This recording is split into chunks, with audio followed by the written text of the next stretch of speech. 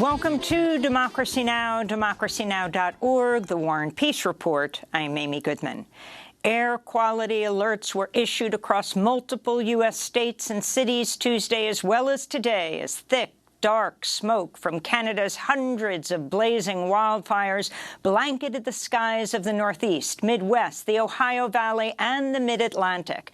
The haze has triggered dangerous air pollution warnings impacting tens of millions of people, with New York City reporting the worst air quality in any major city worldwide Tuesday. There are over 400 blazes burning across nearly all of Canada's 10 provinces and territories, forcing tens of thousands of people to evacuate. The province of Quebec is facing some of the worst fires, many caused by lightning, covering neighboring Ottawa and Toronto with an orange haze. U.S. and Canadian officials are urging people with heart and lung issues and other vulnerable groups to remain indoors as much as possible. Record-breaking heat waves continue to plague much of the planet. The heat index in Puerto Rico reached 125 degrees Fahrenheit this week as the island is hit by the combined effects of a heat dome, El Niño, and climate change. Meanwhile, many Asian countries are sweltering under a prolonged heat wave, including Bangladesh, where elementary schools were shuttered this week and residents are dealing with frequent power cut outages as temperatures topped 105 degrees Fahrenheit. Many workers are still forced to spend hours outdoors with no relief. The water shortage and the heat are suffocating us. Not a leaf is moving anywhere. There's no shade. It is becoming tough to pull a rickshaw. Very difficult. This comes as a new study published this week by Nature Communications finds the Arctic is expected to be ice-free during the summer months, starting as early as the 2030s. Even in a best-case emissions reduction scenario, which the world is not currently on track to achieve, scientists say the loss of Arctic sea ice in the summer is now inevitable in the next few decades. Activists from the direct action group Climate Defiance stormed a talk hosted by the news site Semaphore in Washington, D.C. Tuesday, shutting down Senator Joe Manchins' keynote address. It's because he takes the most money from fossil fuel corporations. He has received over $1 million just in the last year alone from fossil fuel interests. He's the #1 recipient of fossil fuel money in Congress. 23 days I hunger strike because we did everything we're supposed to. I knocked on thousands of doors. I talked to hundreds of West Virginians. I did everything I was supposed to. Manchin was promoting so-called permitting reform, which allows for the fast-tracking of fossil fuel projects. The recently passed debt limit deal gave the green light to expedite the 300-plus mile-long frack gas Mountain Valley pipeline through West Virginia and Virginia.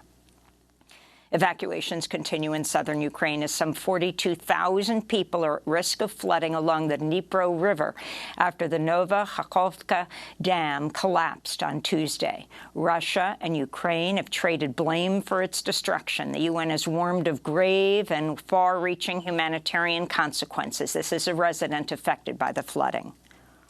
The situation is literally critical. If the water rises another meter, we will lose our house. We are moving our stuff to neighbors now who live on higher ground. The Russians want to destroy a Ukrainian nation and Ukraine itself, and they don't care by what means because nothing is sacred for them. Mexican President Andrés Manuel López Obrador's ruling political party has won the gubernatorial election in the state of Mexico, dealing a major blow to the Institutional Revolutionary Party, or PRI, which had held the state's governorship for nearly a century without interruption. Morena candidate Delfina Gómez won in Sunday's governor's race with over half the vote. Her victory continues to mark the PRI's decline in Mexican politics since AMLO's election to the presidency. The state of Mexico is the most populous in Mexico, surrounding much of Mexico City. In related news, Mexico's Foreign Minister Marcelo Ebrard announced Tuesday he's stepping down to run for president in next year's election. in France. Protesters took to the streets around the country, and transport workers staged strikes Tuesday as opponents of President Emmanuel Macron's pension overhaul seek to revive public momentum against the reform nearly 2 months after it was signed into law. A long-shot amendment is being brought to the National Assembly by leftist lawmakers, though it's not expected to go anywhere. Many demonstrators say they just want their voices heard. This is a student from Nantes. The reform passed without our democracy, so it's important to make the government understand that we never wanted this reform and that it's time for the people to speak, because it shows that the government cares less and less about people's will, and so it's important that we take that power back on that level. Secretary of State Antony Blinken's in Saudi Arabia, where he met with Crown Prince, de facto head of state Mohammed bin Salman in Jeddah. Blinken said the pair, quote, discussed deepening economic cooperation as the U.S. vies to increase its sway in the region, including over gas prices, amidst competing bids for influence from China and Russia, and to push for the normalization of Saudi-Israeli relations. As a presidential candidate, Biden vowed to make Saudi Arabia a pariah over its human rights record and the assassination of journalist, Washington Post columnist Jamal Khashoggi. In related news, Iran has reopened its embassy in Saudi Arabia after it recently restored diplomatic ties in a Beijing-brokered deal. In sports news, the PGA, the Professional Golfers Association of America, announced a merger of their PGA Tour with the Saudi Live Golf Tour. The news came as a shock to much of the sports world, as the PGA spent months trying to undermine Live by banning golfers who joined the Saudi venture from participating in PGA events. Critics say it's the latest example of sports washing to gain cultural and corporate influence by a country accused of massive human rights violations. The UN Relief and Works Agency has only received about a third of the $300 million in funding it needs from international donors to continue its humanitarian work in the occupied territories and Palestinian refugee camps in surrounding countries. UN Secretary General Antonio Guterres warned UNRWA is, quote, on the verge of financial collapse. Meanwhile, a group of Gazan children Tuesday demonstrated in front of the local offices of the UN Food Program after the UN agency recently stopped distributing financial and food aid to families in need due to funding shortages.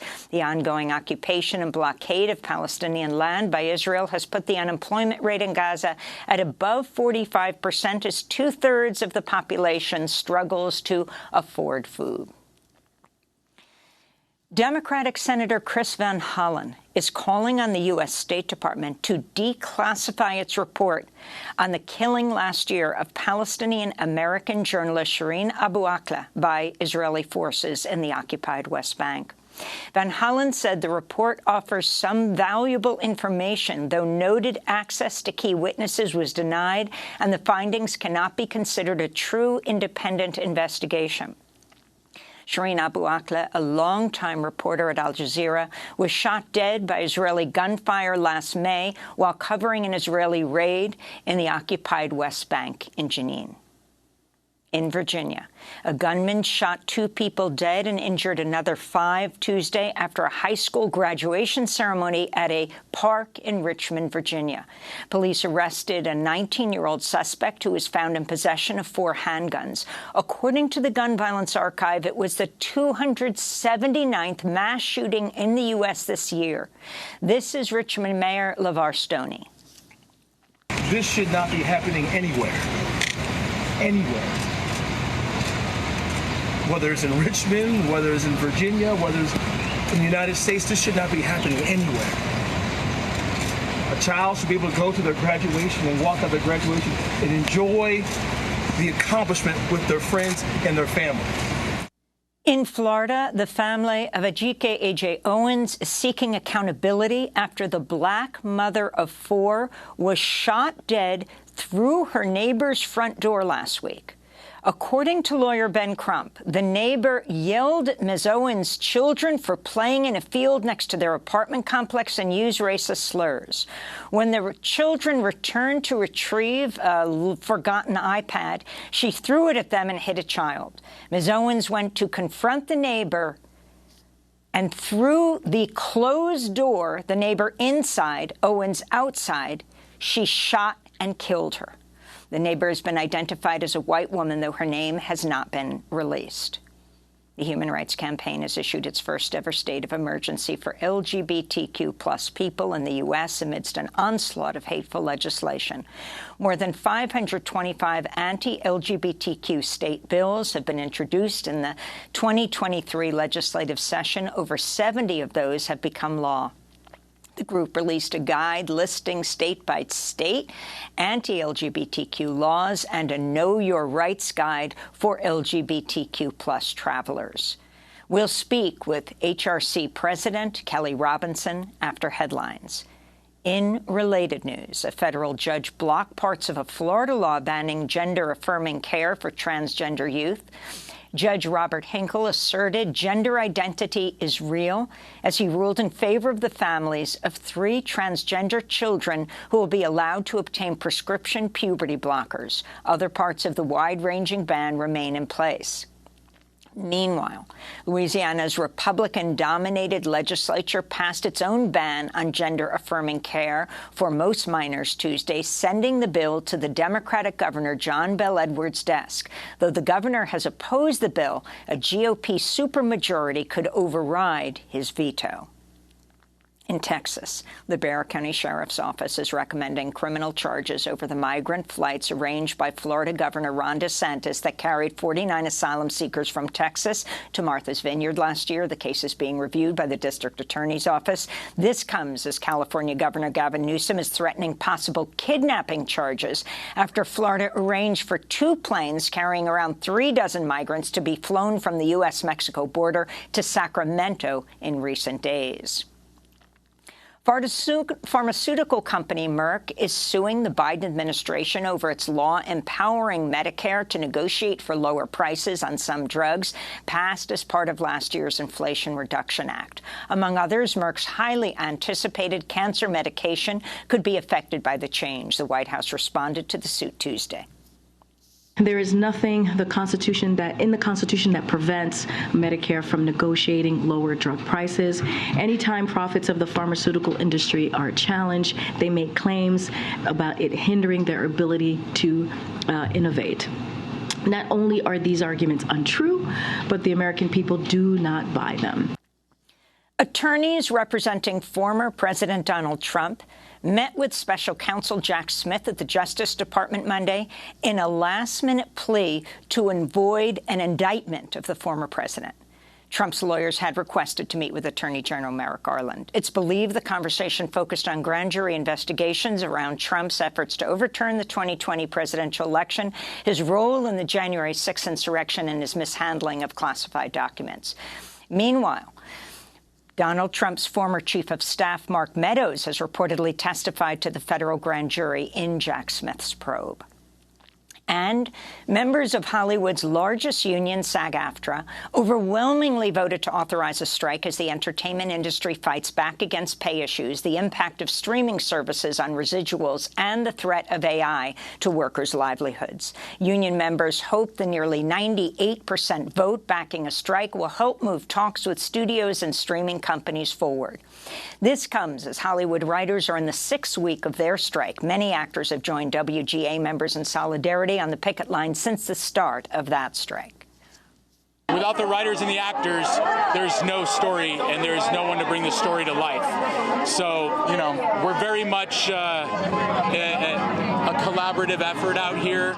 And those are some of the headlines. This is Democracy Now!, democracynow.org, The War and Peace Report. Coming up, the nation's largest lesbian, gay, bisexual, transgender, and queer civil rights group has declared a national state of emergency in the United States. Stay with us.